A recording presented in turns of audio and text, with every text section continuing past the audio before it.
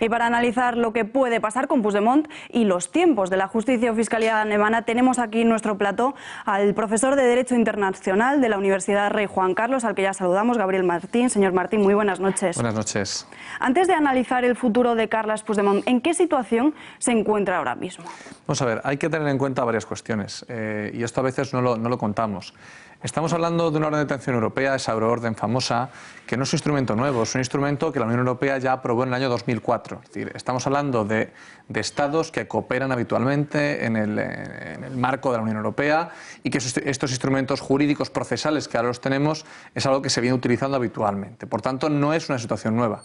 Es algo que habitualmente se tiene. Y entre dos estados, como es Alemania y España, que cooperan habitualmente, se trata de una situación normal.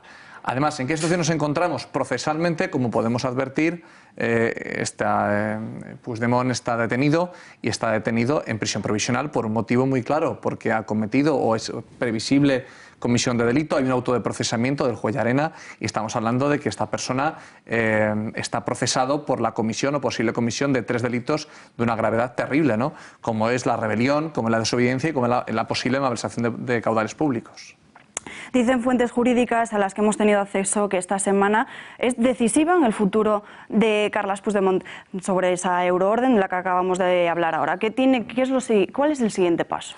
Bien, ahora, como sabemos, esto está en manos, evidentemente, de la justicia alemana, que además es una de las garantías que tiene el procedimiento de la euroorden, porque no se trata de un procedimiento en el cual los políticos tengan que intervenir, sino que se trata de un procedimiento puramente judicial y, por tanto, a través de los cauces judiciales alemanes, que son los que tenemos, pero como podemos ver hay muchas similitudes, es decir, esa prisión provisional cuando se ha decretado y se ha mantenido porque existe riesgo de fuga elemental, porque hemos advertido que efectivamente esta persona no se quiere entregar a la justicia española ante la que tiene que rendir cuentas, porque tiene que rendir cuentas ante la justicia española y por tanto es fundamental para ver qué interpretación se realiza sobre el proceder de esta ejecución de la euroorden o no por los plazos que tiene.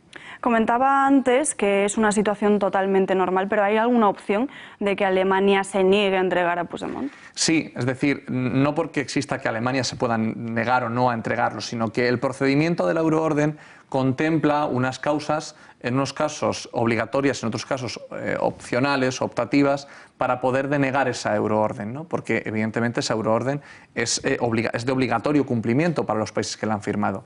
¿En qué tipología estaríamos para poder denegar esa euroorden? Pues sería, por ejemplo, que a esa persona ya hubiera cumplido condena, se lo hubiera juzgado por el mismo delito, que esta persona fuera menor de edad respecto de la responsabilidad penal. Estas serían causas, por ejemplo, obligatorias para denegarla. Y hay una causa optativa, opcional, que es la que ha salido en medios de comunicación, que sería esa falta de reciprocidad en la tipología del delito penal. Es decir, si esa idea de la rebelión se entiende en la justicia alemana como se entiende aquí. ¿Podría, en este último caso, ajustarse a esa denegación? Podría pasar, pero parece que con los elementos que ya se tienen de juicio respecto de la respuesta que ha dado la justicia alemana, podría ser lo normal que no hubiera ningún problema para que se pudiera cumplir esa euroorden, esa orden de detención. ¿Cuáles son esas diferencias de las que hablábamos ahora entre la legalidad española y la alemana? Vamos a ver. Para que pueda existir un cumplimiento de la orden de detención europea, se basa, o una de las bases que existe, es que hay 32 tipologías de delitos reconocidas, además, en el propio ordenamiento europeo que fija la euroorden, para que no exista ninguna necesidad de tener que cumplir en uno y otro caso, en los dos ordenamientos por separado, esos delitos. Son siempre delitos que además contemplan penas de prisión mayores a 3 años. La verdad que la suma de los 3 delitos por los cuales están procesados, no solamente Puigdemont, sino el resto de personas lo superarían. Esa es la situación un poco.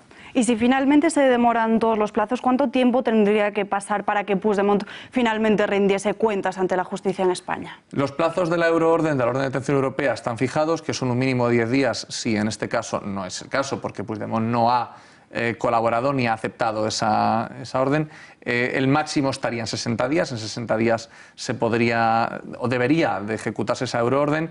Lo único que estaríamos es en que si la justicia alemana entendiese algunos plazos extraordinarios, podría demorarse algo más. Pero en principio deberíamos de tener como fecha, como plazos, esos 60 días para ese cumplimiento de la euroorden. ¿En qué causas se contemplarían esos plazos extraordinarios y se demoraría más? Bueno, serían situaciones extraordinarias, pero eso supondría probablemente la intervención de elementos que no son de carácter puramente jurídico. Es decir, si estamos escuchando un poco en medios la opinión que tiene el abogado de Puigdemont y el argumentario por el cual él entiende que no se tiene que reconocer esa euroorden, vemos o se advierten elementos que no son puramente jurídicos. Es decir, aquí el elemento jurídico con el cual tenemos que jugar, aparte de la orden de detención europea, es el auto de procesamiento. Eso sí que no son documentos de interpretación política, son documentos de interpretación judicial. En este caso, por eso entiendo que como hay elementos jurídicos con suficiente peso para que no exista ninguna necesidad de interpretación política, porque no podría ser así, sería suficiente para poder ejecutar esa orden. Pues señor Martín, muchísimas gracias por estar hoy aquí con nosotros y poner un poco de luz a todo este asunto. Gracias y buenas noches. Muchas gracias a ustedes.